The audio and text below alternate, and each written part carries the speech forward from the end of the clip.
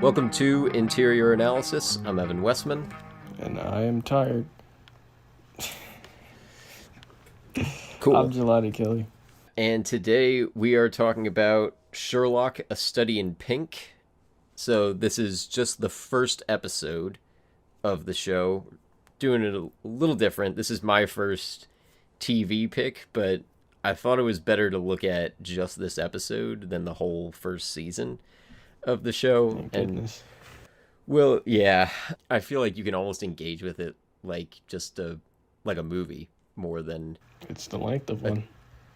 yeah, yeah, and I don't know if you looked forward, but so are the rest of them. Yeah. So there's not that many. I think there's 13 total if you include the bonus one. Yeah, we're gonna probably cover more of these at some point. I don't really know when. I don't know exactly which ones. We're not gonna do all of them because 12 is too many, and some of them I just don't really care to talk about, even though I love this series. But we will be looking at if you're a fan of the show and you're disappointed that we're not talking about stuff with mysteries or the deductions, villains, looking more at Sherlock as a character. We might probably end up doing that when we do other things, but there were a few specific topics I wanted to focus on for this, but more Sherlock is coming at some point. So this was your first time with it. Initial reactions. My first question, I asked a lot of questions for my reactions. And I guessed right, I guess. I said, is this your favorite portrayal of Watson?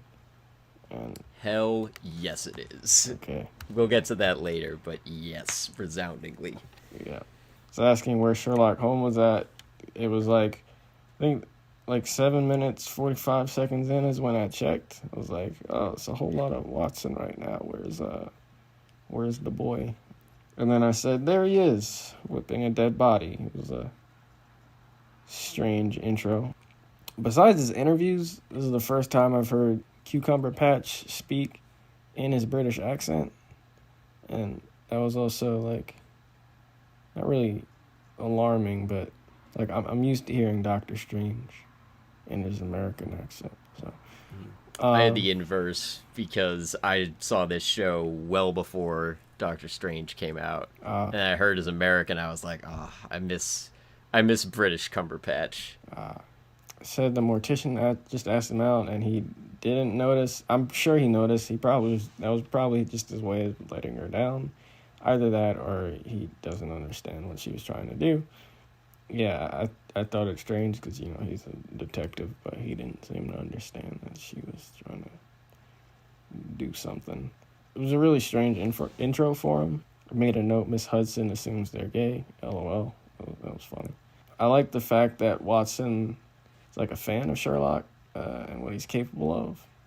With Sherlock saying people, like that car scene, Sherlock saying people normally tell him to piss off, but Watson's built different, essentially. Oh, man, Sherlock with Sally and Anderson, when he found out that they were, oh, man, he said, yeah, because she's wearing your deodorant, too. I was like, oh, and then he said, I'm sure she scrubbed your floors, judging by the state of her knees. I verbally gasped. I was like, yo, what? This man has no chill. I checked the IMDb page today, just going through it to look at stuff. There's one question under the FAQ page, and it's scrubbed her floors by the state of her knees. What? And then there's no answer under it. Yeah. But and then he had the exchange with. What's the actual detective's name? Lestrade. Lestrade. He said, shut up. Lestrade said, I didn't say anything. He said, you were thinking. It's annoying. That is a pretty great exchange. Man, this is insane, bro. And I asked, Watson represents the audience, doesn't he? I'm guessing I'm right on that. Yeah. We'll get into that more later, because there's kind of more where that comes from. Yeah. I was wondering why Watson willingly got in the car, and then actually that was explained when he showed up in front of Moriarty, or Mycroft, whatever the hell his name is. And then I asked, is the non-intimidating dude Moriarty, which I was right about. Because I'm aware that Moriarty is like Sherlock's foil or arch enemy or whatever. Like that's, I don't know much Wait, about the books. non-intimidating dude being who? The dude in the garage. Oh, no, that's Mycroft. Wait, what? So I also thought that the first time I saw this, I thought he was going to set up to be Mycroft. I mean, be Wait, Moriarty. so are they not the same Um, person? they are not. Mycroft is Sherlock's brother, who, like, he's basically a completely original character. In the original stories, Mycroft shows up, like, in 1 out of 50 of them. Like, he's barely there. He's a staple of this show. And, like, their relationship in the book is completely different than what it is in the show. He does come off like he's going to be Moriarty, though. I thought he was. I thought Moriarty was his arch enemy. Which is why I assumed that Mycroft was Moriarty. He was just using a different stupid name. Yeah, so I can see where the confusion comes from. I kind of had some of it the first time I watched this. We did not see Moriarty in this episode. You Okay. just get the mention of him from the cabbie at the end. So they are not the same person at Mm, all. In short, the guy in the garage is Mycroft. mm. I also asked why everyone assumes Watson is dating Sherlock. Like everybody just assumes they're gay. There is a lot of no homo moments in this episode Yeah. and the show. There are more to come. With each episode being the length of a movie, yeah, I said I'm down to watch the rest of these over the course of some time. If you want to do an episode every now and then, so I really liked this pilot. Hmm. Yeah, it was something different. Oh, and then my last thing was why Anthea or whatever the hell her name is treating Watson like that. Mycroft might be MIB flashing her. Like I don't know what the name of that. Forget forget. Deneuralizer, I think it is. I haven't seen that in a while, so I could be wrong. Yeah, that I feel like he's doing something with their memory because she actually didn't seem to remember who Watson was. Either that or that was just real mean of her. She's also always on her phone, which is strange. There's probably a reason for that. I don't know what the reason is.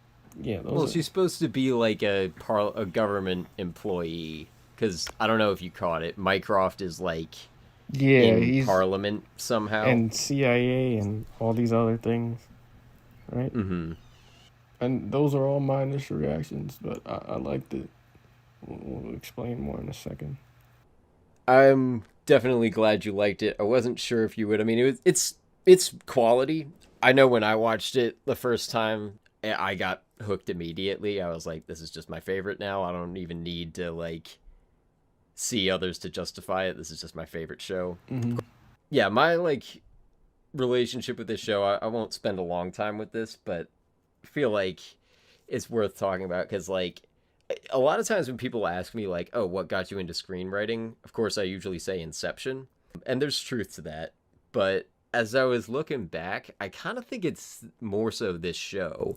Like it got me on IMDb originally, which in turn like got me writing reviews and stuff. And I dug up the first script I actually wrote was a spec for season 4, episode 1. I say it was a spec. I didn't know what a spec script was at the time. Really, it was more like fan fiction, if we want to be accurate. So yeah, I hadn't read it in like 6 years. I'd forgotten most of it. What was I? I was probably like 15 when I wrote it. The formatting is trash. It's like completely wrong. The content is also pretty bad. I made an okay attempt at like trying to like imitate the voices of the characters and like trying to like like put the spirit of the show in it, but like I didn't even try tracking with the mystery that I created. Like I'm not gonna go into details, partly because I just want to spare myself that from being in the public, and partly because I honestly couldn't tell you. Like I couldn't track with my own logic in rereading it. But like I think this show, it kind of like made me fall in love with dialogue in like going and reading the quotes pages on IMDb. That was kind of like those are not scripts. Then I shouldn't conflate the two, but like that was kind of the first reading a script that I ever did. Mm-hmm. And like it's a good show to learn dialogue from, and like as I was like I went and read all through like every quotes page for every episode that was out at the time, which I think would have been like, I think the first 3 seasons were out then. So I did that to like try to help write the script for it, because I was like, I'm going to try to imitate these voices.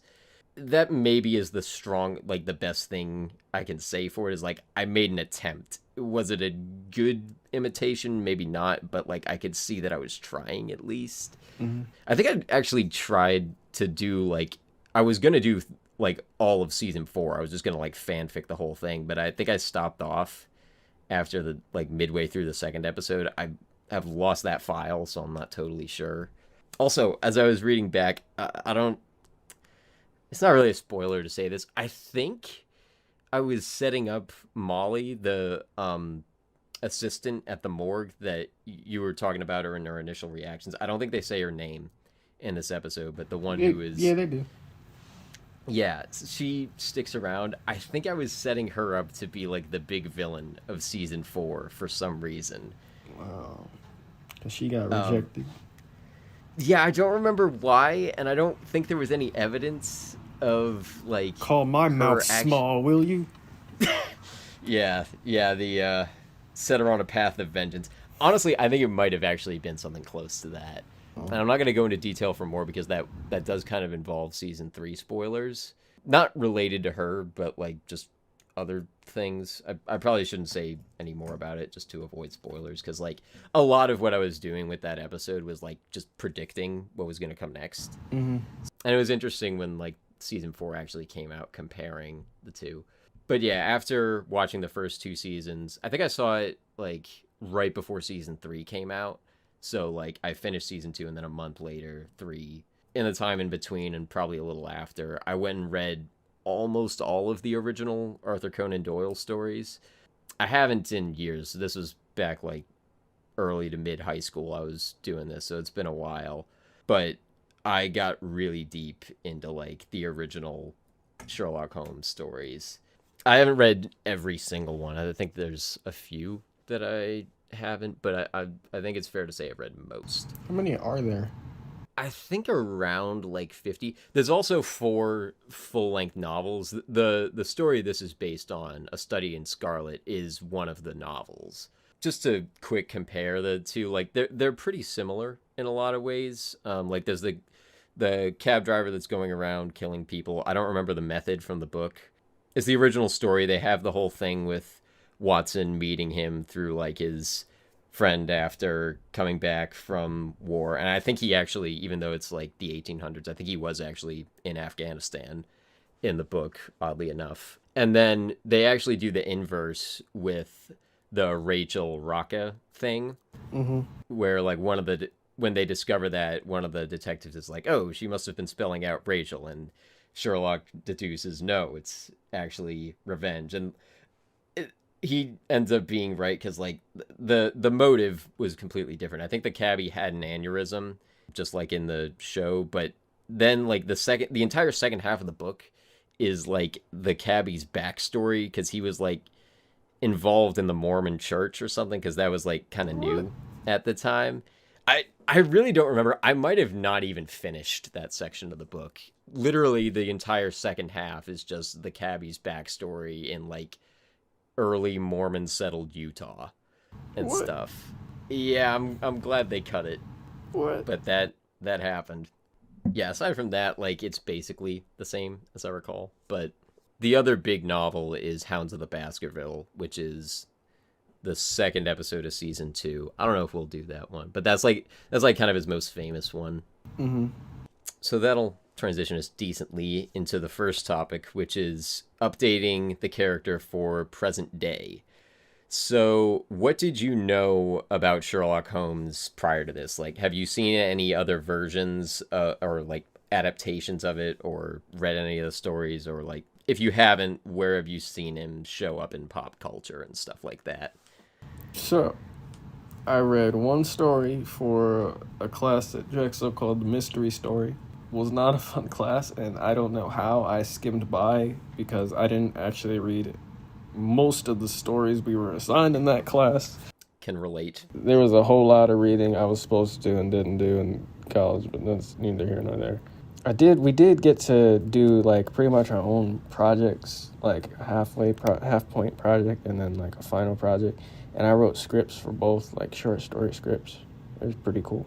He really liked my first one, which was a superhero thing. But of course. Yeah, well, Evan, it's my thing, bro. And speaking of superheroes, I read one, I don't remember which story, both Study in Scarlet and the Baskerville one sound familiar. I don't remember which story they had us read. I've seen him in epic rap battles of history on YouTube when he rapped against Batman and Robin with Watson. Like, he had Watson, and then he was rapping against Batman or Robin. And that's the only media I've ever seen him in. And then there's, like, the saying, "No shit, Sherlock." Yeah. Like, that's about the extent of it. I mean, I've known who he is. I saw The Great Mouse Detective as well. Don't remember that movie, but I know I saw it. And I know that was based on Sherlock. Yeah, well, they had... doesn't the mouse have the Deerstalker hat in it? Yes. The same one. Listen, man, I don't remember that movie, man. I've never seen it, but I feel like I've, seen images, trailers, whatever. I'm pretty sure the main villain was Ratsputin or something. Rat. There was a pun with rat in the name. I feel like you're right, but I don't know it either. Yeah, Ratty-Arty. But yeah, and then speaking of Batman, I believe that's where some of the inspiration of Batman came from. I mean, he is a detective, and there was a character in the comics, recently in the comics, that was supposed to be Batman's Moriarty, like his arch enemy, like other than the Joker, like genius though, like named the designer who supposedly set up Batman's. It was a whole thing. He set up the Rose Gallery and gave his Batman's villains like the greatest desires, but desired like in exchange for half of whatever they got or something like that. He ended up being a disappointment though, and was pretty much a dead body or something. I know, comics.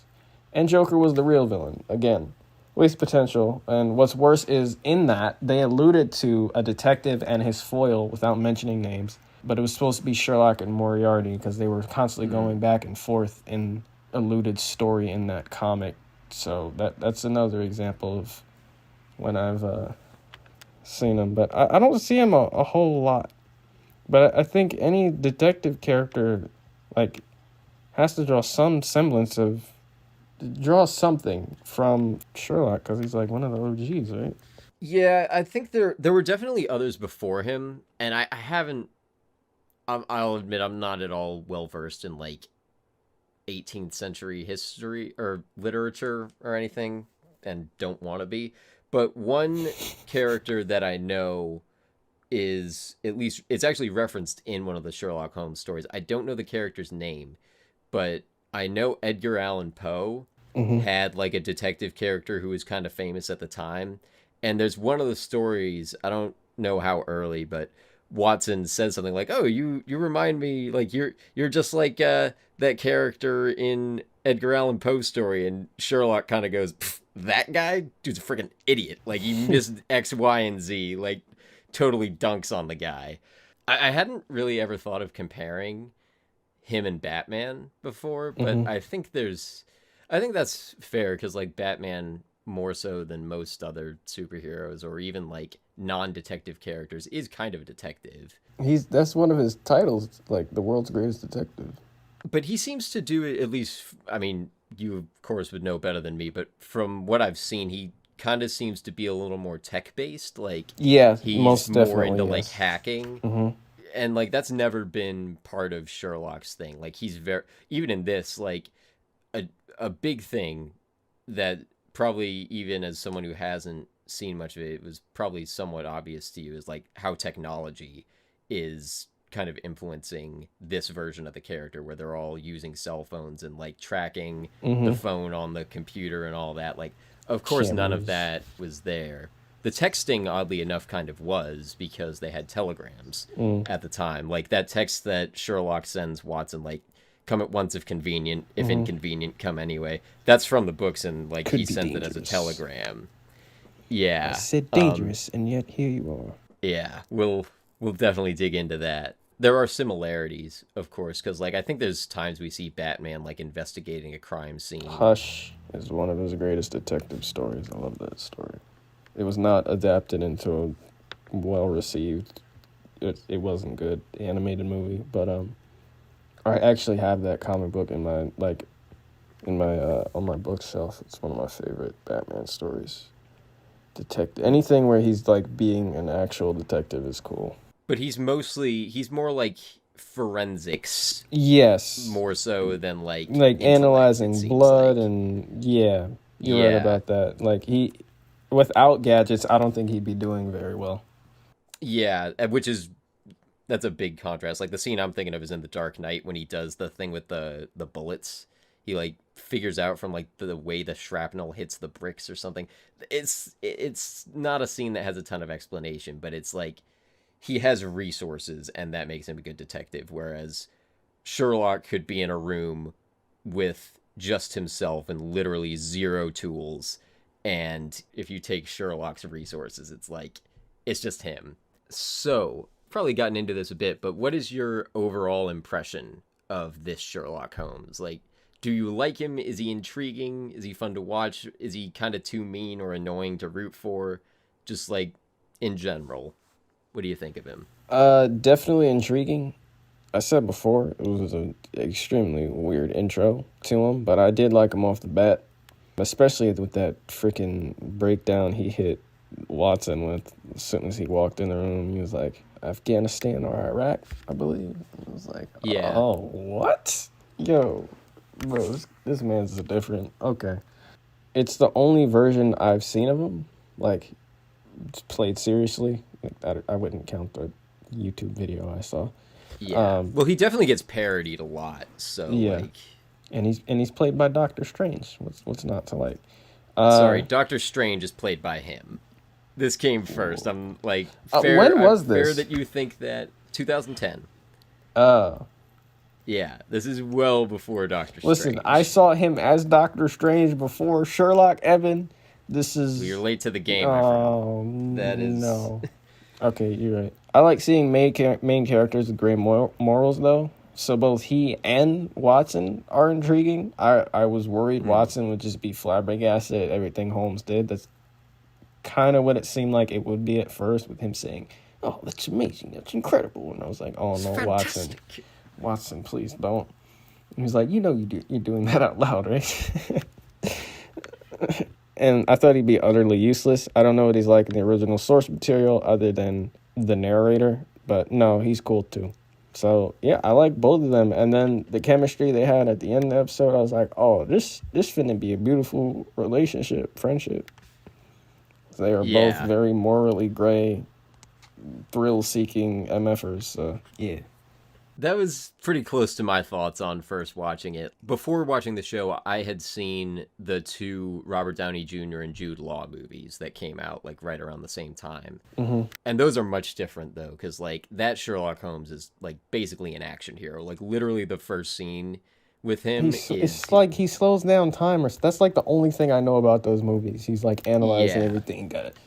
He's got a crick in his right elbow, so if he swings right, I'm gonna go left and then uppercut. And yeah, go ahead. Right. Well, no, exactly that. Like that's how he's portrayed, and they have like some of the more traditional deductions in that, but mostly like his intro scene is him just beating the crap out of a guy with his deductive skills. So like that one is, and I enjoy those movies, but like that's Sherlock Holmes the action hero, which Sherlock is not really, I don't want to say not meant to be an action hero, but that's never really been a staple of who he is. Like, he definitely gets into some tight spots, but he's not a fighter. Imagine being a super genius, but still throwing hands at people instead of using your head. I mean, there's times when he has to, because, you know, he's solving crimes, he's messing with some dangerous people. Yeah. But, you know, he's never been an action hero, even though he has adventures, but he's not like, you know, those the Guy Ritchie movies with Robert Downey Jr., like, those are action movies. Yes. And, like, unashamed of that. Like, they're not trying to be anything but, like, dope action movies. Mm-hmm. So, yeah, we'll get into the thing with Watson later, because I'm glad you brought that up, but I want to save Watson for the end, because he is my favorite. So last, like, your Twitter handle. He is, yes, and this Watson specifically is Mm-hmm. the second half of my Twitter handle, not any other, but we'll get into that.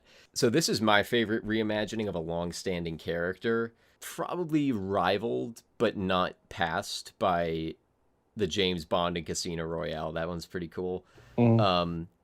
So like, and you know, it's certainly not the only character that's been rebooted. So like, what are a couple of your favorites that, and like, especially what are the things in those specific renditions that set apart the characters above the others? One that's a given that we can get into, but I feel like we don't necessarily have to.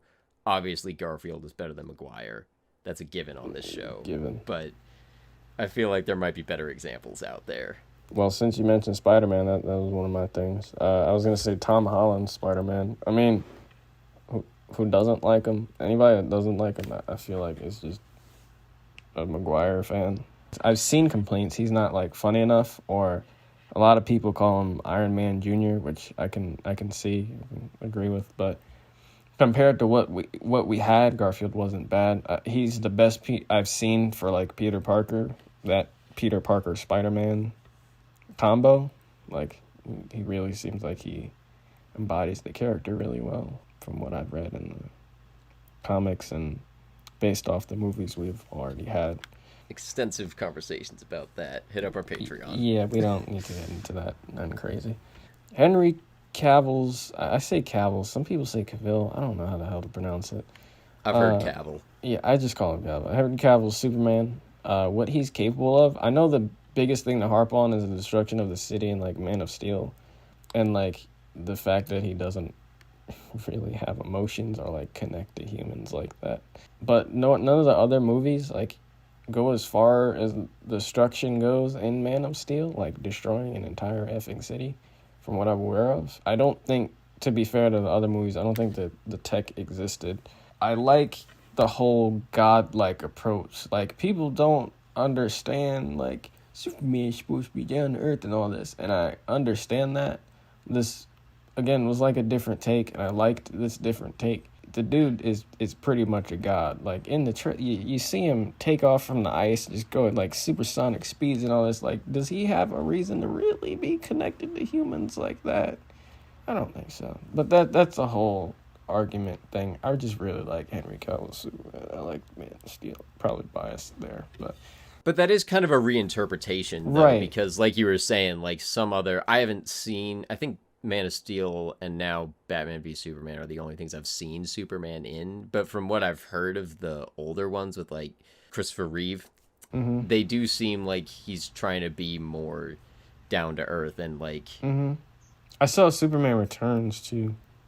That's the one with Brandon Routh. Yeah, the one where he 06. gets that the main scene I remember. The two things I remember from that is him lifting up the island at the end, and then the one in the middle where he gets shot in the eye with a bullet and it crushes. Oh, and I've bounces seen that off shot. His thing. That was.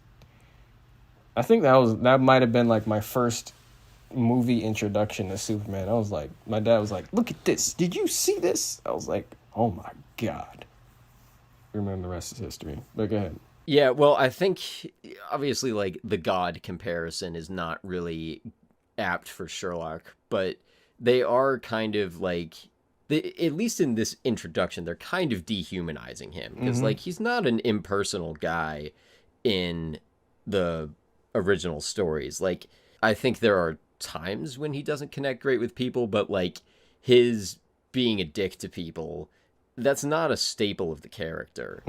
And like being the this kind of transitions into something I was planning to talk about with him. Like, they kind of play into the eccentric, like impersonable genius like Mark Zuckerberg or Steve Jobs or like Rick from Rick and Morty. Like, he's that kind of a character, which he hasn't always been. But they really play that up with this, where it's not really about Sherlock Holmes as a man. It's Sherlock Holmes, the like freaking machine who's just like so smart. Mm-hmm. And like, I don't know if that's exactly a perfect comparison, but like from what you've said and what I've heard from other people, like the Henry Cavill Superman does seem to be more like Superman the god rather Mm-hmm. than Clark Kent the human. Or Right. I don't know if that's how you would say it, but that seems to be more the tone with that I rendition. mean, they also set him up like that. Like he, like I forget at what point in the movie, maybe from the very beginning, but they like he set up like a mystery. Like Lois is when they introduce her, she starts like narrating, and she's like finding this mystery god dude that's been said to like save. He's treated like an urban legend, which is really dope. And they show the scenes with like the ship on fire, and he's walking through the fire, shirtless, of course, because superhero movie. Abs. Yeah. Um, and then the scene with the trucker and her trying to talking to the his ex bully from when he was young that worked at the IHOP. Like he's treated like an urban legend god thing. Like it's super dope in my opinion. Like because it's from the perspective of a human, learning about. Off that subject, here's something different from superheroes, but still probably along the same lines. Any character from Team Four Star's Dragon Ball Z. So if you don't know what Dragon Ball Z is, that's an anime that started in, I believe, the 90s. And Team Four Star is a YouTube channel group of people that dub over most of the animated series from what the English dub used to be. So they are all exaggerated or just funnier versions of these original characters. Like, for example, the main character is extra stupid. His rival is extra assholish. And the writing and pacing is goddamn fantastic. So that if you want to learn more about that, I'd honestly just look them up. I kind of grew up watching them. Yeah, that's another example of like a reimagining of a long-standing characters. I just think I think it's just neat. It's just neat. So like what do you think in that like reimagining is like what makes that better than the original or better than others I'd say the to you? comedy, like most if not all of the jokes hit.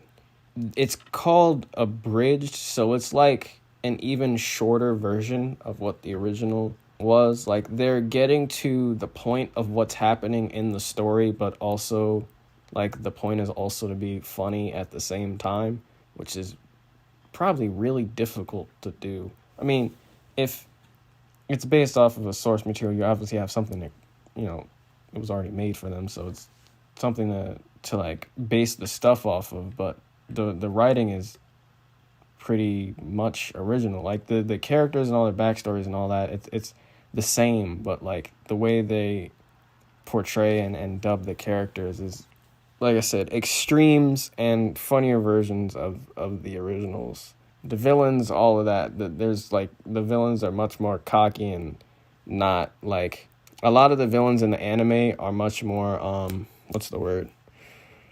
Mustache twirling. They're just evil for the Hmm. sake of being evil, but instead of just making them evil for the sake of being evil, they'll also be like confused. They can still keep their personality, but they'll be confused by how stupid the main character is, and it's a whole lot. Or they'll be surrounded by their goons, and their goons are just really not intelligent, and they play off of that, and it's really great stuff. They've done not only like two or three arcs in the series, but they've also done the movies that have come out as well. They stopped doing it now, unfortunately. They didn't do the last arc of the series.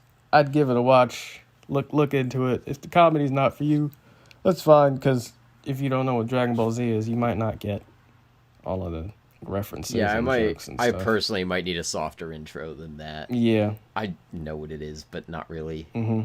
One thing though that I think you kind of alluded to this that like was I feel like was sort of a trend in like the early 2000s was like taking characters that had been kind of more campy and fun and then grounding them more. You saw that with like James Bond is a good example. Batman's another one, like with the Nolan version of Batman, where it's like we used to have Tommy Lee Jones and Jim Carrey as Batman villains, and now you have like Oscar-winning Liam Neeson and Heath Ledger as like his villains, and Christian Bale like really committing to this character. And then with like James Bond, like you used to have like, as you use the term mustache twirling, like that's a perfect word to describe like most earlier Bond villains. And then you get Mads Mikkelsen coming in with like this really grounded take that's like just, it feels like someone who would belong in the real world rather than like Blofeld trying to, or I don't know who the villain is in Moonraker, but they like that one. Moonraker? Yeah, I've never seen it, but I've heard that's an especially ridiculous early Bond movie. With a name like that, I would hope so, or guess. I'm not remembering all the titles, but I don't think that's the most ridiculous one either. But getting back to Sherlock, like, and like to go off of another point you were talking about before with Superman and Man of Steel, we kind of get a similar thing with like how Lois Lane is like discovering who Superman is for like a good chunk of that movie. We get a little bit of that with Watson. Watson is the narrator of the original stories, so like the way that we are introduced to Sherlock in this is a little bit like that in the book, where it's like, oh, he hears tell of like who would want to be my flatmate, and then it shows Sherlock opening it. There's like a little bit of intriguing. It's kind of the thing we talked about in our Devil Wears Prada episode with like learning about characters through the way other people react to them. We kind of get that with Sherlock here, particularly like we don't really know it's him when the detectives are like getting the texts in the press briefing and they're like, oh yeah, I thought that was a that serial killer. Yeah, it's not clear at first. I don't know how long it took me to pick up on that, but yeah, like I think I'm 80% sure that's supposed to be Sherlock, and you get Donovan and Lestrade arguing like, can you stop him doing that? Like, as soon as they said that, it was him. Yeah, because it does come off like maybe it is the serial killer like trolling them in that scene, but we do kind of get that like mystery built up with Sherlock. To compare like this series with the original stories, like I would say it's a little bit more dramatic than the stories. Like that ending scene where like he's kind of in this life or death situation with the cabbie, even though it's not quite as dangerous as it looks at face value. That's a lot more like played up than a lot of the stories are. Like not all of them are necessarily violent crimes. I think they make it a little more like Law and Order, like homicide kind of stuff in the show than it is in the books.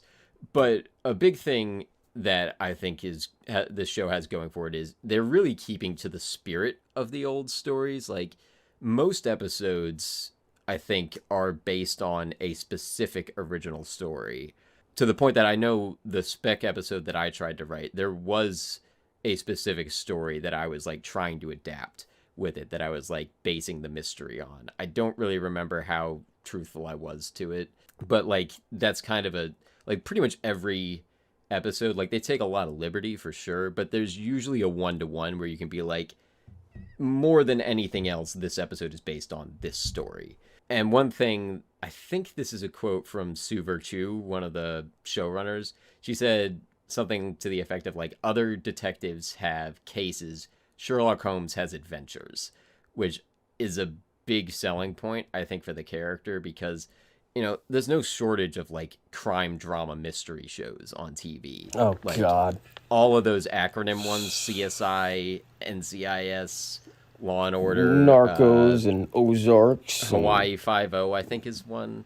Is that a cop show or a 5-0? I think that's. I mean, it's cop, I feel like right? Yeah. that's some kind of crime something. But like, it's not as if we don't have a lot of those. There was an abundance when I was looking. I just happened to come across like I didn't even search when I was like on Netflix actually looking for the show, which I don't know why. I just kept scrolling, and I eventually found it in just the list of crime drama shows. And I was like, oh my God, why are there so many of these? We are, like, I think we're kind of still in it. I don't know why I was gonna say it was a time past, but like we are drowning in crime shows. Castle and oh my, actually I really like Castle, but Bones, and why are they all one word too? Because that's more dramatic. Bones on Thursday, 7/8 Central. But it's maybe like kind of a self-fulfilling prophecy, because what you had before shows like that was kind of these like serialized stories that came out in magazines, like the Sherlock Holmes stories did. Like that was kind of the equivalent of like the long form storytelling before TV was a thing. That's where like Sherlock started, and it's kind of a thing you can keep doing. Like there's a reason there's so many of them. They're like kind of easy to make. There's always an immediate tension, like, oh, who killed him, or who stole the whatever. Find out next by the week. end of the episode, you find out. And like it kind of works with the format. That's kind of perfect episodic TV fodder. Like I was saying with that quote, the difference is that like Sherlock Holmes isn't just about discovering the case. It's like the character itself he's intriguing. And particularly with this one, like that was the selling point for me. And we'll get into this a bit later, but like I wasn't interested in like just having a mystery every week. And like that wasn't what kept me watching. What kept me watching was like this guy is like really intriguing. And some of the other characters too. You know, he has villains too, which is more a staple, like a thing with this show than the other ones. Like the original stories don't really feed into each other. There's a couple exceptions, but for the most part they kind of stand on their own. And this show, they're already setting up like each episode kind of stands on its own, but they're, you know, you couldn't watch most of them without having seen the ones that come before. It's like the MCU movies. Actually, that's not entirely true, but there's like I'd say they're more connected than the MCU. I mean, I still haven't seen all of them, and I don't feel like I've missed anything. A couple other things real quick with just like the character himself. Like I talked about, they kind of play up his intelligence, bring down his like interpersonal skills. They also really like in this version emphasize his flaws, like how ego is his weakness and how it's used against him in that last scene where he could walk out of the room, but also like he can't let himself walk out of the room because he has to be right. In terms of adapting him, they kind of take what already exists with the character and reframe it in a certain way. We were talking about that with some of the other characters. Like, it's not like they're creating this completely new thing. It's like, this is an element that's always been there. We're just kind of going to explore it a little more. And they're kind of doing it with that person who's like insanely book smart but has no people skills, which is kind of a character that we see a lot. I think this is maybe one of the best versions of it, though. And by doing that, they kind of make the show be able to be about something. So that brings us to the next topic I was going to do. This is a quicker one, introducing a theme. So, of course, like in the first episode, they're not doing anything, you know, too much with the theme, but they're introducing it as like, it really, I think, is the line from Lestrade, Sherlock Holmes is a great man, and one day, if we're lucky, maybe he can be a good one. First of all, dope line. But I think that really is... But what does the line mean? All right, I'm not going into that.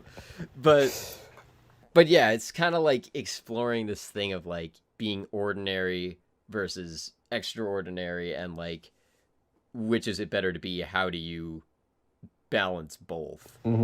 As I said, they're not really doing a ton to dig into it, but they're setting themselves up for success in this pilot. Like, you have a good spectrum of people. You have the Scotland Yard detectives who are like, I put it in quotes, like quote unquote dumb, because they're not like really what we would normally call dumb, but by this show's definition, like they're way behind Sherlock in terms of like actually being able to do their job. But then some of them, like Anderson, is just such an ass in this show. Like, he looks and like Donovan too. His face looks like somebody else's face was cut off and put on his face. Not what I would describe it as, but there's something off-putting about him. Not to like very dunk on the actor too right. much, but He looks yeah, like creepy. he plays the role well though. Like anytime Anderson shows up, I'm just like, oh, screw. Oh my god, like this guy. And like when Sherlock puts him down, I like it's so gratifying. I wonder Anderson, what Sally's when you deal is. speak, you lower the IQ of the entire street. Might be the best line in this episode. It's like he's Um, just straight roasting this man. He needs to leave or just quit. I wonder what Sally's deal is with him. Like, did he hurt her? There's something personal there. There's no like she straight up said he's probably gonna kill somebody. yeah, well, I'll spoil it for you and say no, there is not something personal there. That's Oh, just kind of her take on him. I understand where that reaction is coming from, particularly in a long form thing. It could be something they could like extrapolate on later, but really that line is just kind of what it is at face value. It's just like he is obsessed and she kind of like doesn't get him, but it's kind of representative of like most of Scotland Yard and what they think of him. Like I was saying, like there's a good spectrum of characters where you have like Scotland Yard people who are like kind of dumb and mean. Molly, John, and Mrs. Hudson are like again quote unquote dumb, but kind of on like they're generally nice people. And then you have Mycroft and Sherlock who are like off the charts brilliant, but they're also awful to people. hmm And then we get like the allusion to Moriarty, who apparently is also on par, if not higher than Sherlock on a mental level, but he's, it's not really spoiling it to say that like he's a criminal mastermind evil genius. So hmm you have like a good like the showrunners are and the writers are giving themselves a good spectrum of people to like mess around with and explore this theme with, hmm where you have people who are kind of more ordinary and are both like you have like nice and mean ordinary people. Pretty much only like there's only mean smart people. Like Oh there yeah. aren't nice geniuses in this show. So, and it kind of like at the same time is defining like what it means by nice, mean, evil. Good Because like and great. right, or like what's dumb. Because like I don't think anyone would classify Watson or Mrs. Hudson or Lestrade as dumb people. Like they're generally like not no one would ever call them brilliant, but no one would ever call them dumb. hmm But this show, they kind of are like the show's definition of dumb. hmm But they also like distinguish, Mycroft kind of comes off as a little bit evil, but Sherlock doesn't. But like, he's definitely like he roasts some people pretty hard and not always in ways that are fun. hmm So it's kind of like this episode does a good job of establishing that. I wonder if he's true neutral. Yeah.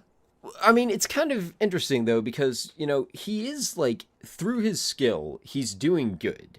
Like he's definitely helping people, hmm but he's just like kind of the worst at the same time. Yeah, and there's nothing lawful about him, so he's not lawful good, neutral, or evil. But he's not really.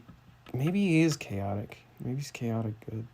Yeah, I feel like chaotic's not quite right either. Like he Yeah, does fall somewhere in the neutral area on like the D&D alignment chart though. yeah, not But evil. like he's like He's I think either there's neutral one. good or true neutral.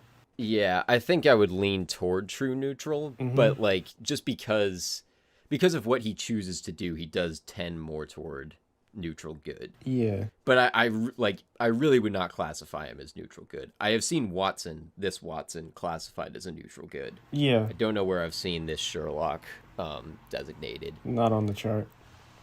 He's not I defined by mean, he's charts. definitely on the chart, but I don't remember where. Yeah. Last thing with this topic, like Sherlock kind of has a small arc in this. Like at the end when he sees John and is like unpacking, oh, like this is like doing the deduction of who would have shot him. And he realizes it's John, hmm and he's like, you know what? I'm gonna not go forward with that. Like he I'm in drops I'm in shock. showing I have the off. blanket. Yeah, put this blanket. I'm in shock. Yeah, but he like it's not a full arc, but it's a change for sure. Mm. Did you have more on introducing the theme at all? No, I was gonna ask where being mean and dumb fell under, but you kind of answered that with Sally Anderson. I wondered where the detective dude fell, but he was more dumb and nice in that category. Yeah. I mean, Lestrade definitely like has elements of both. He seems to be smarter than the other detectives. Like he's kind of I think he's referred to, maybe not in this episode, but others, as like Scotland Yard's finest. Sherlock kind of says that as a diss, but I think he's still kind of regarded as their best. Mm-hmm. But he's also like, he certainly has his like quippy moments, but he's not really that much of a jerk. Like he and John get along fine for one thing. All right, so next topic we have is making a pilot. So what are elements that make you want to keep watching any show after the first episode, and in this pilot specifically, what is or isn't making you want to keep going? So first, let me just start by this is a really long pilot. I mean, this is the Snyder cut version of any crime TV. I have never seen a TV show as long as a movie, like an episode. Like, holy gosh. But other than that, what made me want to keep watching it was the Sherlock and Watson's relationship. That's cool. Especially at the end where they're like laughing and like, oh no, we're in shock. No, we're not laughing yet. Their chemistry is just so awesome. Yeah. Like Cumberbatch and Freeman, it's really solid. I want to know don't spoil, if Watson gets with Anthea. I'm rooting for him. That was, oh man, that scene in the car where he was like, you get a lot of free time? She's like, oh yeah, I get lots of free time. Bye. I love how she like tells him off. She's looking at her, and I'm like, yo, they're just gonna get it on right here? She just looks at him and says bye. I was like, oh no, Watson, my guy. Oh, and then she didn't remember him. It's a pretty fun diss, though. Yeah, and then she didn't remember him later in the episode. He was like, we met earlier tonight. He's like, oh. Yeah, Watson. And Martin Freeman, of course, is brilliant in every scene, but also those scenes. God, I feel like he's just, in those moments, he's just his character in Black Panther, where he's kind of just like taking everything, like, and he can't really say anything about it. Where he got called a colonizer. I like that he's in Black Panther, kind of. I feel like it maybe is my least favorite role of his that I've seen, though. I mean, that's saying a lot, though, because, he plays some of my absolute favorite characters. Like, he's Arthur Dent, he's Bilbo Baggins, and he's Watson, which are, like, probably 3 of my top 20 characters. What's Dent from? Hitchhiker's Guide to the Galaxy. Oh. He actually was in that before this. Like, he kind of was known more than Cumberbatch. Isn't he also in the British Office? Yeah, he's like the Jim equivalent. Yeah. In The Office. I haven't seen much of that, but I know he's... So, like, he was known at the time, whereas, like, Cumberbatch now, I would say, is much bigger than Martin Freeman. But going into this show, like, Cumberbatch had been in things, but nothing like that people would really know him from, I don't think. At least, certainly not in America. Britain might have been a different story. But yeah, now Cumberbatch is like, he got Imitation Game after this, and then Doctor Strange, of course. And he's the Grinch for some effing reason. What? Yeah, in the Illumination one, which I refuse to see. Oh, no. Other things. I want to know Moriarty's goals. I want to find out other mysteries before Sherlock does, because I called the taxi thing way before he did. But then I want to see more of Holmes's breakdowns of people or situations.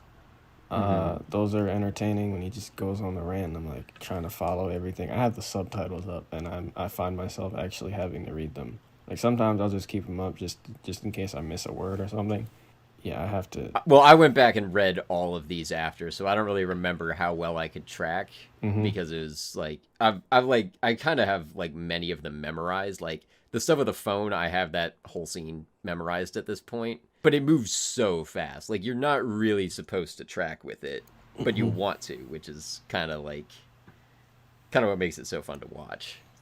After he explains them, I'm like, oh yeah, of course, all that makes sense. I just couldn't deduce that because the writer and director didn't want me to see anything. I Yeah. don't feel too smart after he does the breakdowns. I'm like, oh, well, yeah, I guess that makes sense. So, hmm, I don't know Yeah, why. I tried for several months after watching the show to like do deductions in day-to-day life. Nope. Is it possible? Probably. Is it possible for me? Pretty hard no. So, yeah. But it does feel like stuff you could like I think he just has like researched this stuff for so long that like it's second nature. But it does like it feels almost accessible Hmm. to like be able to do. I know with mysteries you gotta like work backwards, Hmm. and that's still not like, even though you like know who it is in the end, it's still not an easy thing to do. It's like going backwards in a maze, pretty much going forwards. Like, Yeah, I think an important thing though with the mystery is uh, this is important in all mysteries, like how much information do we have? mm-hmm. And I think an important thing for making it compelling to watch the reveal is we really have to have the same amount of information Right. as Sherlock does. So like with those deductions, like with Watson's phone, we don't get a good shot of the phone to Nope. We like didn't even see the see back what of he it for sees. like the name and all the scratch marks and all that. Yeah. Right. So that one, like, the show is sort of cheating there. But for the mystery as a whole, like, as you said, you were able to guess it's a taxi driver. I was not, Mm-hmm. but I know I've read like reviews, like other people have guessed it. I think the later ones are at least seem to be a little bit tougher to guess. But, the important thing is we have the same information because like the Guy Ritchie movies and actually other non Sherlock Holmes Guy Ritchie movies, I kind of hate how he does this. He'll do a thing where like he shows you a scene and then 10 minutes later go back and be like, "Oh, but I cut this part out. And this was really happening all along." And I'm like, "All right, that can be like cool, but that's cheating Mm-hmm. because you didn't show us the whole scene. Mm-hmm. Like that's not you being smarter. You didn't give us enough information to guess it." Right. So like I always find that frustrating. It sounds like you were like fairly compelled by it. Maybe not intrigued since you kind of guessed it. I thought it was compelling. I'm guessing you did a I bit. said it was kind of compelling. I immediately guessed the cab driver when Holmes asked the questions about hunting in crowds and stuff. Like those three questions he asked back to back. I was like, oh, cab driver. They've been showing cabs throughout the entire show up until this Yeah. point, and talking about cabs and getting in cabs and cabs. And then when they Yeah. stopped the Californian, I thought I'd been wrong, but I was wondering why the Californian was driving the cab, and I was like, wait. And then I was proven to have been right all along when Holmes explained that they didn't check the driver. So I was like, okay, so he wasn't driving the cab. They just didn't think to check the driver because the driver pulled off. It wasn't the guy and the passenger. Like, he, what?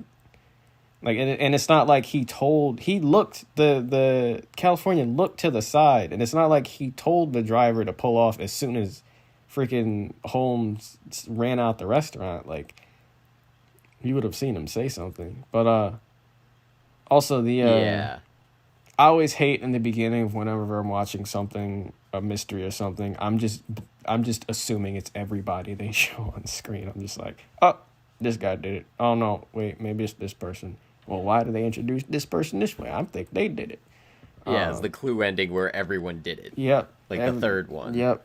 I can't help but just blame everybody off the bat. And then I try to think about, well, what would the writer do? What would the writer think the audience is not expecting? And then I try to get inside the writer's mind, even though I do no research on the writers whatsoever. Well, that's always the thing though with like mystery things. You always had like when you're reading a mystery story, you are kind of doing the metagaming of like, okay, so like you're setting all this up so that you want me to think it's this because like there's all this evidence against them, but I know you're gonna pull the rug out from under me later, so I bet it's this innocent person. So you have to like, Yeah. I feel like I've never really tried writing a mystery aside from the one episode I did of this, but again, my attempt at a mystery was tragic. That's generous. That's a funny word for it, bro. Tragic. No one's ever gonna be allowed God. to read that script, but that might even be a generous word to use with it. It's pretty pathetic. Yeah, but anyway, like as a writer, I think you're always having, like, especially in mysteries, you're having to really play with the audience's expectations. It's like a chess match between the writer and the audience, who's ever reading or watching it. Yeah. Well, but it's also like the other thing you have to do with it is like, you can't just be like, okay, I gotta play my audience. You gotta also take into account what other mysteries have they seen? What other tricks have they had pulled on them? Right. And like, you have to be able to track with all of those. It seems like way too much to handle. Right. And like, I kind of like, I think there's a temptation that I have, and I know a lot of viewers have, to like, all right, I'm going to guess the mystery. I'm going to figure it out. And, you know, I sometimes can do that, but I'm always like kind of disappointed when I can. Because then I'm like, you know, I want this movie to be smarter than me. If it's going to do this, like, I would rather have the surprise of like, oh God, like this is such a cool reveal, than have the like smug satisfaction of, I outsmarted this movie. Like, pat myself on the back as a viewer kind of thing. I think that's like an overrated thing. Another version of that is like, I think a lot of, I was told by Caulfield that like it would come to us at some point, but I can predict like lines in movies now. Like certain lines when somebody takes a big dramatic pause and they're like, but you did, didn't you? Something like that. And I'm like, yep, I saw that line coming. Or I'll say it before they do. And then who's ever watching with me just looks at me strange. And I'm like, yeah, it's either a cliche line or it was very predictable he was going to say that. That you just don't get it, do you? Oh, God. you just don't get it, do you? No, stuff like, yeah. Yeah, that's company guys. Oh, you're gonna want to take a look at this. That you gotta come see this. You guys gotta come look at this. It's crazy. Yeah, that's just another version of like, really, writer, you couldn't come up with a better line here. Like, oh God, it's a strange side note. That's also like a lot of, I can predict certain things with like indie songs as well. Like, just I'm subscribed to a lot of like YouTube channels that just play new songs from unknown artists and stuff like that. I'm like, okay, there's a long music break here. Oh, she said this one word, and what else rhymes with this word? Oh, yeah. It's in a country song. If there's a party, you know there's gonna be Bacardi. Yeah, because it rhymes. Or Tractor and Love Factor or something. I don't know. And I can't tell you how many of those freaking indie love songs use Phoenix from the Ashes, bro. Holy God, that's got to be a cliche at some point. I'm so sick of hearing that. Or it's something about oceans and eyes together. Like, oh God, shut up.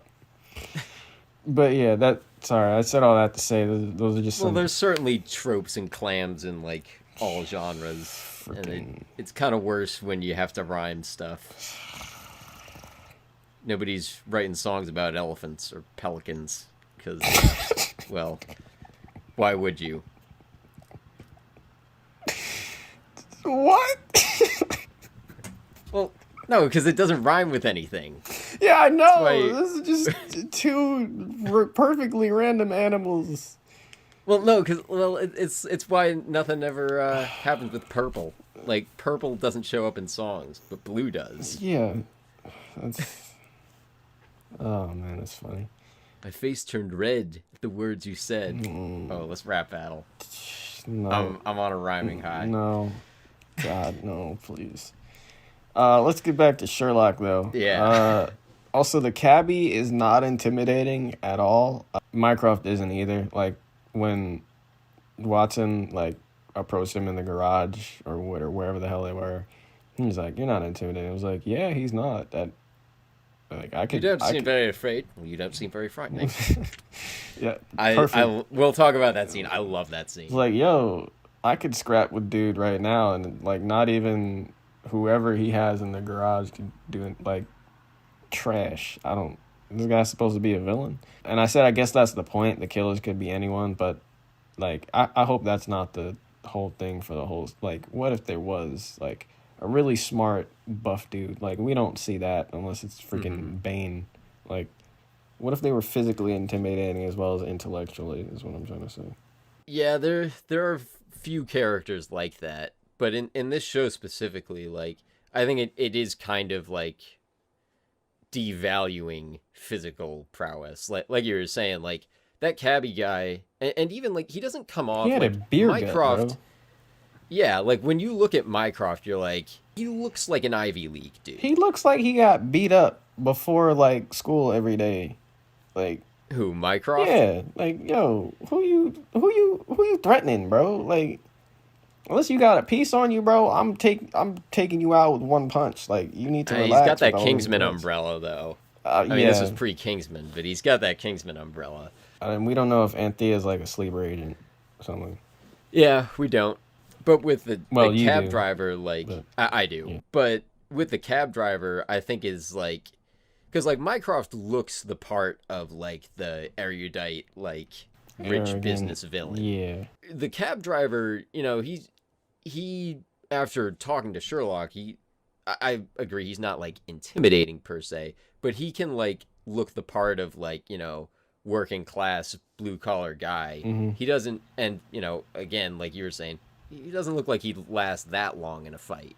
Like, At all. you know, I maybe mean- he'd surprise you, but it would be a surprise. Like he's a That short, his beer gut was just a 50-year-old dude. sack of pillows, and he's really Yep. ripped.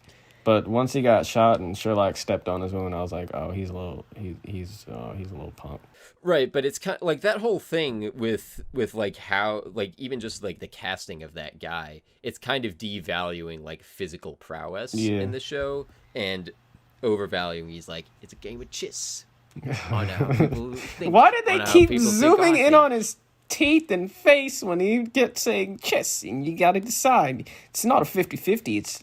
It's intellectual. It's a game of chess. And yo, can you back the camera up a bit? Good bottle and a bad bottle. Oh my Ah, God. And then Then he kept bringing up the gun. I was like, bro, do you even know how to pull a trigger? Like, if you don't get that out my face, I'm talking like I was Sherlock in the situation. And then Sherlock said, I know a real gun when I see one. I didn't think he was going to pull the trigger if it was a real gun because he wanted to beat Sherlock in Battle of Wits. I was like, well, that would be a reason to, like, not shoot him. And then Sherlock just straight up called him out. Like, that's not a real gun, bro.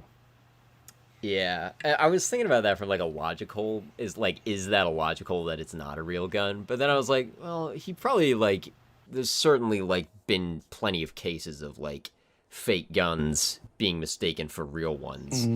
But I think if he Like, you finger know, guns? Those are really hard to tell the difference between. yeah, but like I think it would kind of make sense that he wouldn't be walking around with a real gun, but you know, using the prop like he does.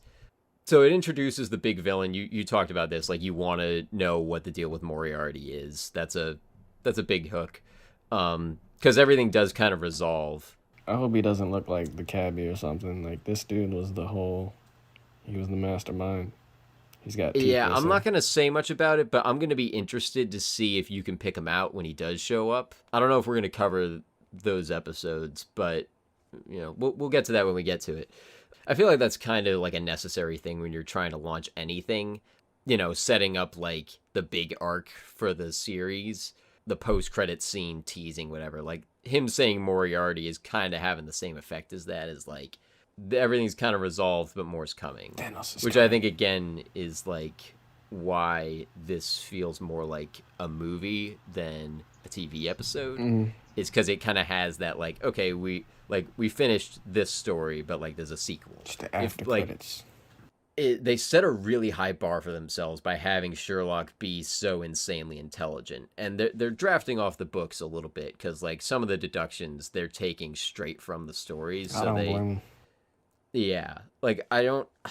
I think the deduction with Watson's phone in the book, they do basically the same one with, I think it's his pocket watch, particularly like the drunk charger thing. I think there's like a key hole for the pocket watch that they do the same thing with. In terms of the show as a whole, like they have to keep delivering on that intelligence.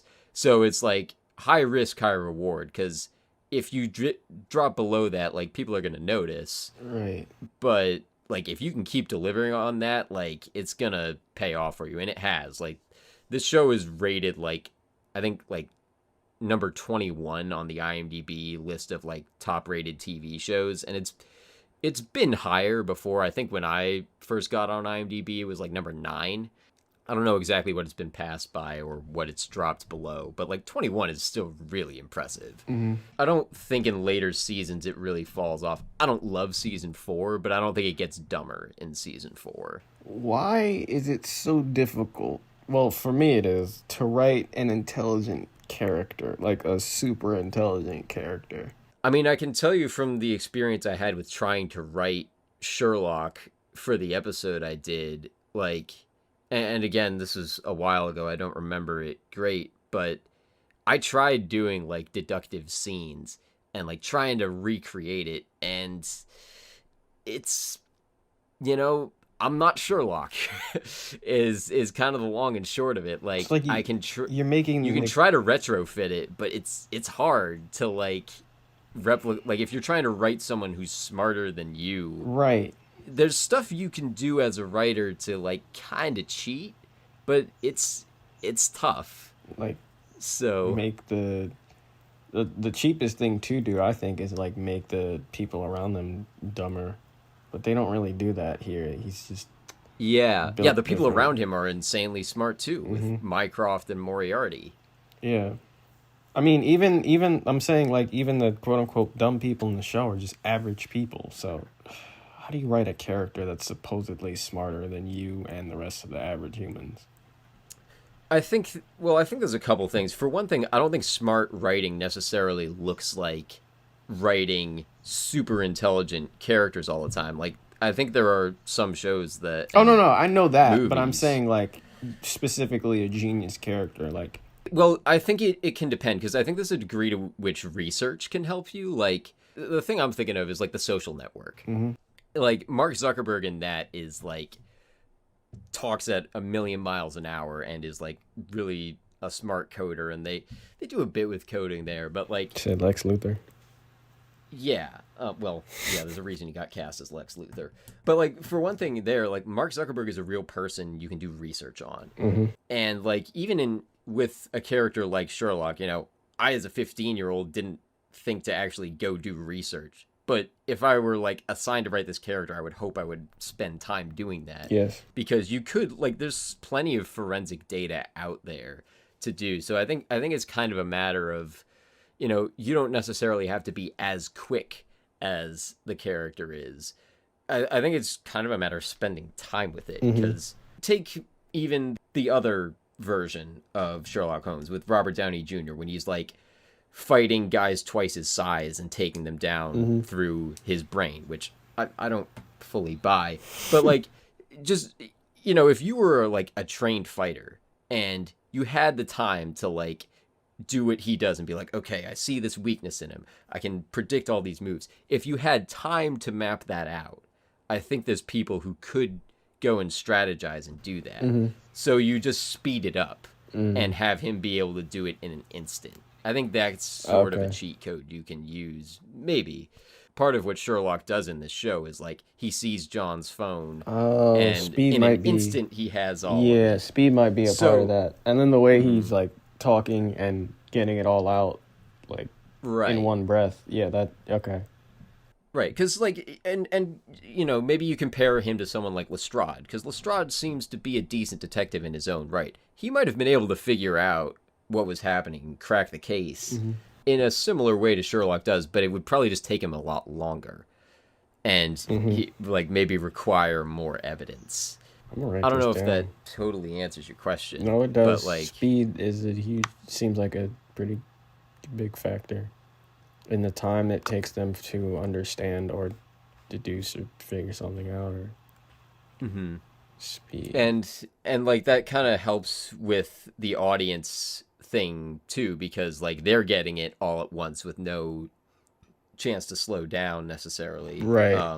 I mean, they could pause it and try and figure it out if they want, but be doing it in less time than the character does in the show, Right. regardless. Well, there's something I've heard of called like I think it's from the guys on script notes. They call it refrigerator logic, where like if you are watching a movie, you're like buying it, and then you like pause it, go get something from the fridge, and you have like a couple minutes to think about it. You're like, wait, that's a plot hole. You Mm-hmm. wouldn't be able to do that, or whatever. And like you can kind of run with that to a degree as a writer, I think. And like I don't think it's a good long term strategy to like just use going through stuff really fast. Mm-hmm. To harp on one of our favorite examples, the third Pirates movie, I think the first few times I saw it, I kind of like was like, oh, this is like all just much smarter than I can track with. It's going too fast for me. And then when I actually sat down and tried to work it out, it's not there. So the proof can be in the pudding there. But you do have an advantage. What flavor is it? Pistachio. I don't know. We'll do something random. Pistachio pudding? I've had it once. I don't remember it being good. That does not sound good. It sounds It exists. green. Jello put it out. Hey, it's St. Patrick's Day. What are you Oh. gonna do? Only for another 8 minutes, but it's St. Patrick's Day. It sounds green. It was toxically green. Ew. But aside from mixing metaphors, yeah, long and short of it, the intelligence thing is a big draw for this show. But again, something they have to keep delivering on. You know, we've seen like late season Game of Thrones, people were like, "Wow, that show is brilliant in like with all its characters and its dialogue for the first several seasons." And then when it fell off, like it might not have that might have been the quality of like the last season or so might not have been a deal breaker for some things, but because they set the bar so high for themselves, they kind of shot themselves in the foot. So it's a risk. Yeah, last thing for this topic, we're kind of setting up John and Sherlock's dynamic. We've talked about this a bit. Like, they don't gel perfectly. They're going to have a lot of miscommunication, but ultimately, like, they're a great duo. They're kind of perfect for each other. Sherlock makes life exciting for John in a way that he needs. John gives Sherlock a partner and a friend and, like, someone who can get him out of tight spots like he does at the end. They see each other's value. Yes, and that transitions us into the last topic, assuming you're done with... Yep. Yeah, so John Watson, the sidekick character. This iteration of John Watson, I think, is my favorite fictional character in just anything. Jesus. It's a strong take. There's contenders, but he is definitely top 5, maybe number 1. I really love this character. What about Davos? You can't forget about... Davos is a contender for sure. But what is he from again? I always forget. Game of Thrones. Game of Thrones. And again, like you as a non-watcher would probably not have seen him pop up in anything. He's not one of the better known ones, but Nope. And I don't know if I could call him objectively the best, but he's the GOAT. I don't know if I could call him the best, but he might be the greatest of all time. He as a person is the GOAT. I know. When I I say know he's what you not the mean. I best know. character, I mean he's like construction. Although he's pretty damn solid in that too. But as I said, this iteration specifically of John Watson. So you mentioned earlier about like I think you alluded a couple times to like, oh, is Watson gonna be useless? Yep. He is so useless in the story. I was like, right. I can't I stand was right. the Watson from the books after watching this show. Like he does nothing. Like was he's right. literally like, and they kind of play off it too in this because Sherlock, when he first kind of recruits John, he's like, all right, I kind of just want you there. Like John says something like, so I'm a stand-in for your skull there. Is that it? Like he's just kind of using him as a sounding board Right. to start, which is exactly what Watson in the books is. He is In the there. narrator. He's there to go, oh, that's fantastic. Look at this. Brilliant Wow, look at this host. guy go. Wow, is that smart? if Watson does anything, that's what he's doing. It's like, oh, wow, he's smart, isn't he? And like, there are several stories, I think in probably at least 80% of the stories, he could be taken out and nothing would change. He's literally just there to be the narrator. Mm-hmm. I think there's like one story where Sherlock lets him like try to deduce the ending, but it's like, it's a charity thing. He's like, you know what? We'll let you give this one a shot, Watson. I think this is at your skill level. Like, go for it. God. And I was like, wow, that's low, man. After watching this, like, I don't want to diss on it too much because it's the OG, but like, and even like, there's other smarter versions of Watson, like Jude Law in the newer ones with Robert Downey Jr. He's definitely not useless, but I don't like their dynamic as much. Mm-hmm. And one of the most famous ones, me and my grandfather actually get into this a little, have gotten into it a little in the past, because one of the most famous adaptations of these characters is Basil Rathbone as Sherlock and Nigel Bruce as John Watson, and that was kind of what he grew up on. And he's seen this show and is not a fan. He's like, well, Watson's supposed to be a bumbling idiot, like, because that's what he is in the when Nigel Bruce plays him. I'm like, yeah, I'm so glad he's not. Like, I'd hate seeing that in this. And, you know, I think it doesn't really matter which version you like better, but I will stand by this until my dying day. Like, this is Watson to me. All the other ones I like this one better, and I'm not going to apologize for it.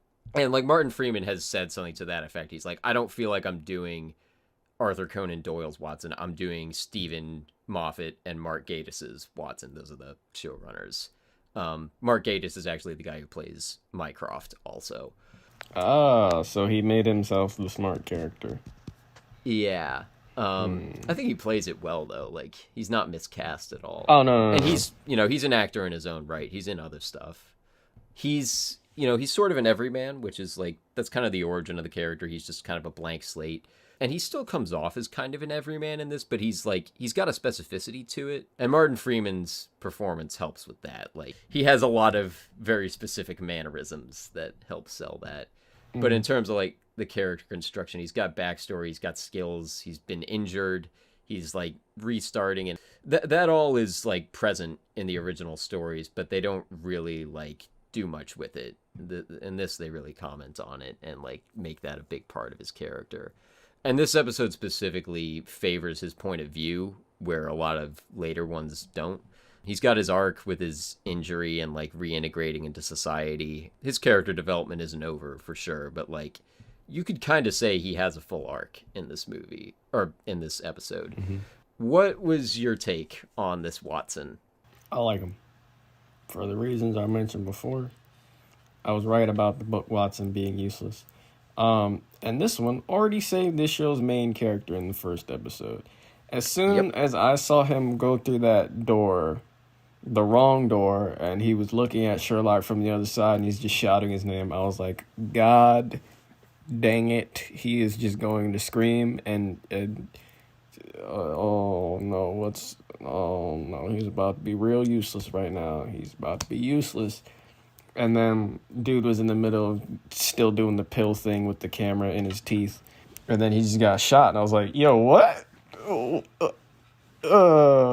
And then I saw Watson through the window. I was like, bro, okay, so this man's is just built. Everybody in this show built different, bro. Why did he already save? Because we don't. Also, that kind of annoyed me. We don't know if Sherlock chose the right pill. That's really annoying. But he saved him in case that was the wrong pill, and Sherlock didn't rat on him. And I was like, yo, okay, so he really just be killing people. All right, that's what's up. Do you want to get into the sidekick stuff? Yeah, well, yeah, we can get into that, because like, you were kind of mentioning it, like, that's kind of it's a bold choice, and I really only just right now am kind of realizing, like, it's kind of a bold thing to let the sidekick save the day in this first episode, which I love. I've mentioned before, I love sidekick characters, and this is the best of them, in my opinion. I'm not going to argue that. I haven't seen many good sidekick characters, so continue. There are too few. Yeah. There are too few. Like it's a bold choice because you know in most things like narrative structure, you never want a minor character to save the day. Mm-hmm. And you could argue like you know this show is sort of a two-hander with John and Sherlock, so it's not quite breaking like that rule. And as I said, this episode specifically is kind of more John's story than Sherlock's. Mm-hmm. But it's still a bold choice to have, you know, the show is called Sherlock. It's you're introducing this show and you have John Watson who historically does nothing save the day. That's like That's a bold choice. Yeah, that's like having to equate this to like anime or shonen. That's like having a big bad that's been terrorizing everybody for a single story arc, and having like one of the side characters or like the rival deliver the final blow on the villain. Like that's the equivalent or an example of that in a different form of media. Like that's pretty insane. Yeah, because like in most cases it would come off as anticlimactic or Right. like a Deus Ex Machina, Right. maybe. Because you know a character or a force that's not the hero is the one who's like resolving the conflict. Like it's really the heart of the show because you know you were saying you're frustrated that Sherlock doesn't find out. He's really frustrated he didn't know whether he won. But like the kind of like mini arc that he has is like he's grateful that somebody has his back. And maybe that's more important than winning every time. No, I wanted to find out. I wanted want to find out too. No, I'm with you. I want to find out, but especially I think with all that like, talking, yeah. bro. Which pill is it gonna be? Which pill? It's one of them is poison. Yeah, I'll just give you the good bottle or the bad bottle. Oh, that's actually a really perfect impression. I thought they were gonna pull not Corpse Bride, Princess Bride thing where it's just both gonna be poison. I was like, he wants. I called that he wanted to die with Sherlock, so they were both poisoned. That's what I thought. Yeah, I had not seen The Princess Bride when I first saw this, but I that's kind of a thing that happens in, I feel like almost any scene in like a movie of certain drama. Anytime someone's given, Yeah, food, now like, that's probably poisoned. Someone goes, "Oh, it's not poison." Like, yeah, I'm sure. But yeah, that like it is such a cool escalation where he's like, if you don't take the one you don't take, I'll take the other one. Like, we're kind of talking about it already, but like, what are your feelings on sidekicks in general? I have plenty of opinions, but I want to hear yours. Like, is John a good one? Is there someone better? Which one there's not, but two, give a candidate if you can. Yeah, just like your feelings on sidekicks. So John is a great sidekick. The best ones are useful and different, but complement the main character. In some cases, they also double as a rival, or normally the rival, but can be seen as a sidekick. I don't know. When I think of sidekicks, again, y'all know me. I just think superheroes, and my mind immediately shoots to Robin. Again, with the Batman-Robin comparison. I never cared for Batman, as I've said plenty of times on the channel before. But I liked the Robins after they were no longer Batman's sidekick.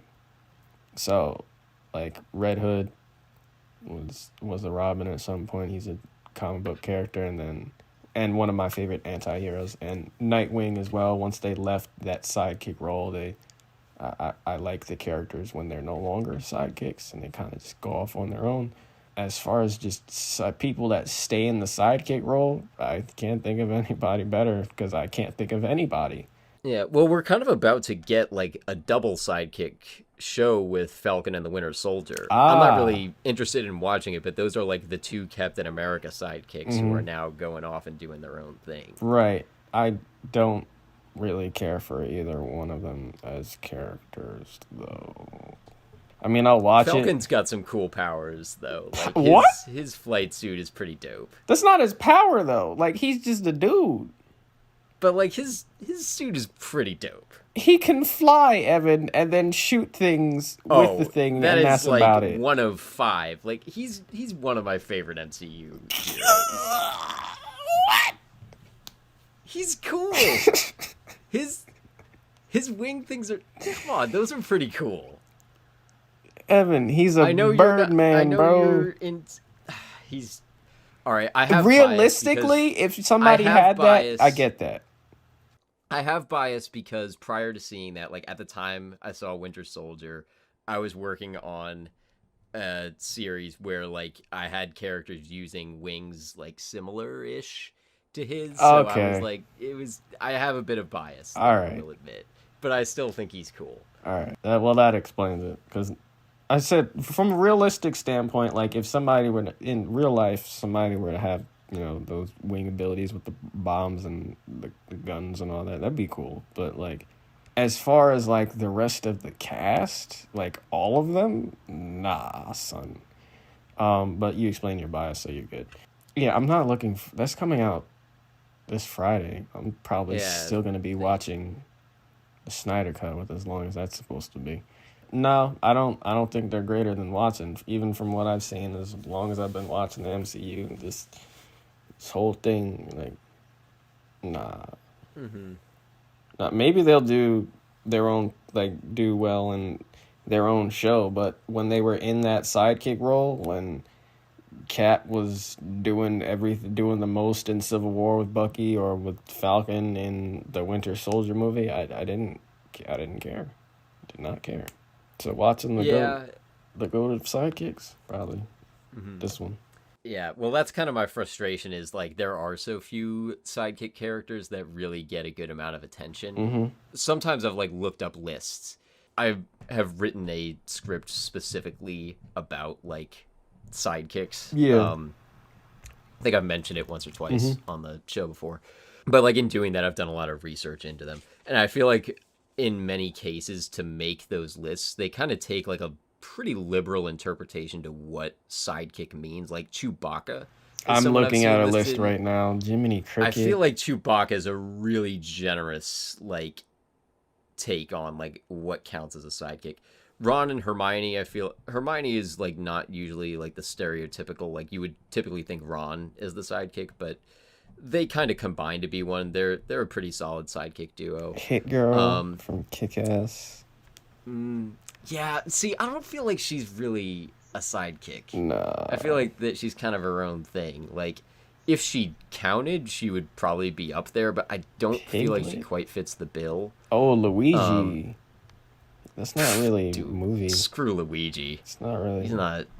There's a lot of Luigi love out there, though. Uh, like, I don't. Well, it's from people who don't know what a sidekick is. Then come at me. Uh, There's a lot of superhero sidekicks I forgot about, but also don't care about. I kind of like took a pretty broad interpretation with mine too. Like I have like I think I've at least written scenes where characters debate whether Carlos Santana, the guitarist, is a sidekick I don't. because he does like collaborations with a lot of other artists, but he doesn't have like a consistent person he works with. Oof. I'm getting a little far away from it, but like Watson is kind of the perfect sidekick to me. Like he and Sherlock aren't like dependent on each other, but they do complete each other. Like professionally and like they really do complement each other really well. Mm-hmm. And like they're better because of their differences. Like there's kind of some sidekicks I feel like where they basically have the same skill set. Like I feel like there's other detective duos where it's like you'd basically have Sherlock and Lestrade and one is just better than the other. I think that happens a lot with like action sidekicks where it's like they can like help out but they're never allowed to save the day like we were saying. Right. So they like can't be stronger than the hero. But with this it's like they are so different. Like their skill sets are totally different. Mm-hmm. You know, John is, you know, he's got some perceptive abilities, but like his real assets are like his bravery, his loyalty, and just like his ability to tolerate Sherlock is like kind of his biggest asset Right. in at least in this episode because like you know Lestrade is maybe the closest person to be able to like you know have Sherlock around without wanting to punch him. Mm-hmm. But for Lestrade, that's more like a professional, like necessary evil. For John, he's actually intrigued by him. But you know, we already are starting to see he's like he kind of sees the same thing Lestrade sees in him, but you know, there's not a competitive nature with it, and he's not obligated to be around Sherlock. He's choosing to. He and Sherlock can be friends and not just allies. And like the other thing too, though, like you know, he's supportive, but he's gonna call Sherlock out on his faults, and like is already starting to. and that's gonna continue. So I think and I love how much attention the show gives to him. Probably favors Sherlock more, but it's really a two-hander. Like, and Martin Freeman has said in interviews, like, they're very generous to John in this show in terms of how much attention he gets. And I love that. Like, that really is, like I said, like, he's probably my favorite fictional character. This is like, and this Sherlock is great. Like, absolutely nothing against that. But John is what really sells the show. Wow. Last thing I want to talk about with him, and, add more if you want also, the scene where he meets Mycroft, I think is my favorite one of the episode. I didn't remember it standing out, but rewatching it, I'm like, I think it really is the best one. In that scene, we see, like, all of John in that scene. We see how he's loyal to Sherlock, even if he's not, like, he claims not to be. And, he maybe really isn't, but he's not ratting him out. He's not going to snitch on him to Mycroft for money. So that's a big perk. He's standing up to Mycroft. You don't seem very afraid. Well, you don't seem very frightening. Like, that's another strong selling point. It shows his wounds. It shows why he needs Sherlock with that, like, you're not haunted by the war, you miss it. Like, oh man. And it has his moral compass, like, with not taking the money. Like, it's got everything. Yeah. I verbally said, when Mycroft deduced that Watson is excited by the stress or, like, the adventure of the situation or whatever, like a certain main character. I was like, yo, wait, that's why because that explained why he got in the car in the first place. Mycroft, when he was looking through the camera, was like, I think you would understand the situation you're in. That, I'm not trying to do a British accent. I don't know what that accent was. I think you understand the situation you're in. I was like, no, I don't. What? There's no guns trained on him. There's nobody around him. There's just a car. Okay, sure. And he's being looked at through cameras. Okay. But that's why he got in the car. And I was like, so he's, like, in it for the thrill, too. Like, and that's why he's going ham to protect his homie and all that. Yeah, it sells him really hard, I think. And, like, it kind of shows his flaws, too, because, or maybe not flaws, but his wounds, for sure. Like, he's not doing it just for fun. He's kind of doing it because he's sort of addicted. Yeah. In his own way. It shows so much respect for the character that you don't see anywhere. Like, you don't see that for most main characters in anything, for one thing. You never see it for sidekicks. And you absolutely never see it for other versions of John Watson. Martin Freeman's brilliant in this role. As I said, he's played some of my favorites. He's one of my, like, probably top 10 favorite actors, and this is a major reason. I also, like, part of it was when I was first watching this show, it was, like, in the middle of the Hobbit trilogy coming out, like 2013-ish. I still liked those a lot at the time. I still really like him to this day, but, like, that was kind of like the combination. That was like the 1-2 punch of, like, Bilbo Baggins, John Watson, Martin Freeman is awesome. But yeah, did you have more with anything, especially Watson, but anything we talked about? Nope. Going for much longer than I thought we would. Same. But nope. Yeah, we will get to some boilerplate things here. First one, we had quick follow-up from the last episode on Charlie and the Chocolate Factory. We asked people to tell us who they would want as Willy Wonka and who to direct. So Anne, the same fan who wrote in last time, she's probably our to Anne. Biggest fan. Yeah, shout-outs. Oh, we also asked for who, like, what your rankings are. So she says, oddly, my favorite is the new, then the old. The book is simply in a league of its own. I guess that means the book is good. Who I would cast for Willy Wonka in no particular order: Anthony Hopkins, Christian Bale, Jared Leto, Nicolas Cage, or Joaquin Phoenix. Directors: Tarantino, Zack Snyder, or Matthew Vaughn. There's some big wows in some of those. I don't know what a Zack Snyder Willy Wonka would look like.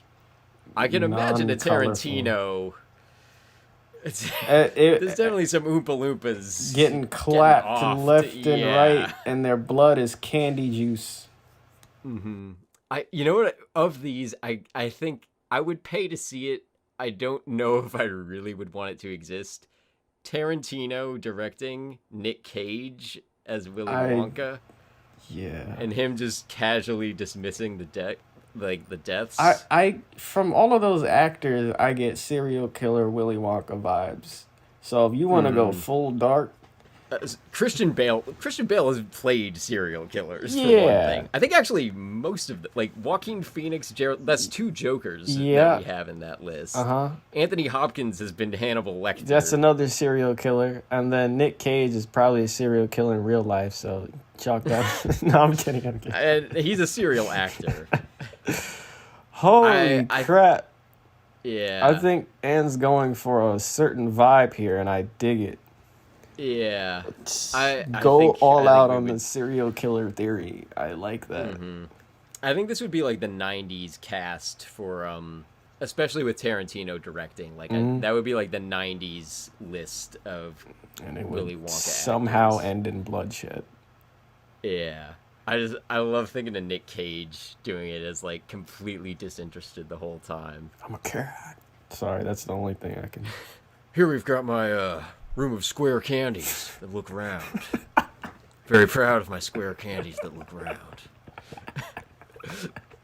That would be the Nick Cage Willy Wonka. Yo, Matthew Vaughn though. what is he directing? Matthew- I know that name. He's Kingsman. Kingsman. And he did that movie Layer Cake with Daniel Craig from like '05. It's not. I think that's him. So Kingsman. But he's mostly known. Oh, he did Kick-Ass also. So it's he's a Kick-Ass whole and lot of Kingsman. There's a clear vibe, and I dig the vibe, the violence, serial killer. I like that, and I want to see it now. Not saying it would thinking be he great, might be- but I still want to. I give good money to see that. Well, if he was doing the origin story, like I'm imagining the Oompa Loompas facing off against like all the creatures in their forest and doing like the slow-mo Kingsman like. Or is it the Snyder Church cut? It's fight. like Oompa Loompas versus the Snozwangers or whatever they're called, and it's like 300 style. Yeah. The With Oompa Snyder. Loompas kicking the Snozwanger They all into have the well. abs for some reason. Oh yeah, all the Oompa Loompas are just jacked as hell. That is like, oh my god. Just have like a bunch of Yo, 2-foot tall I bodybuilders. want to see this, bro. It's just wide AF for no reason, bro. Oh my Willy god. Wonka has like 12 abs, taking his shirt off in the middle of the jungle. I feel like halfway through the movie you forget what it was about.